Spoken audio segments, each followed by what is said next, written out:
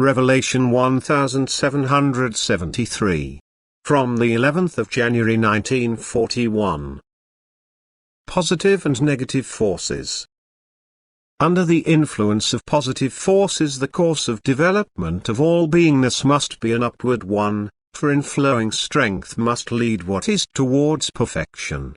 And thus the being's course of development is always guaranteed as long as spiritually mature forces take care of it, whereas everything immature spiritually influences the course of development in a negative way, because then the beingness separates itself from the source of strength and becomes weaker in itself, thus it declines. For now a separation takes place in that the spiritual substance unites again with that which had already been its abode before, with matter, which is the most secure means of spiritually immature beings. And this connection must inevitably mean separation from the spiritual world, for both cannot be at the same time. One must always be carried out at the expense of the other.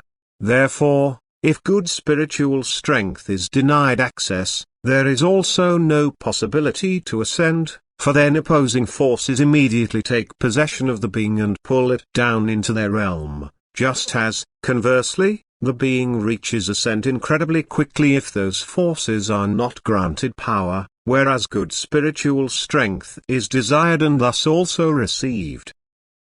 Every good thought, every deed of love, every pious prayer and the will directed towards God are demands of good spiritual strength, thus they already cause its effect and thus inevitably result in the being's higher development. The desire for earthly good, earthly pleasures, selfishness or unkindness, on the other hand, are unmistakably the working of bad forces. They can never lead upwards but into the abyss, because they have no constructive but a destructive influence on all beings and can therefore only mean a decline for this spiritual being. And so it follows that everything good increases the spiritual in itself, but everything bad has a destructive effect. It also follows that every spiritual striving must be successful because the good spiritual is, as it were, attracted by it, and an increase of that which is spiritual substance in itself must also take place. For the good strives towards each other, just as the bad strives to unite, yet both paths will be completely opposed, thus they will have to lead to the highest height or the deepest depth, depending on whether the good or the bad forces are allowed access. Amen.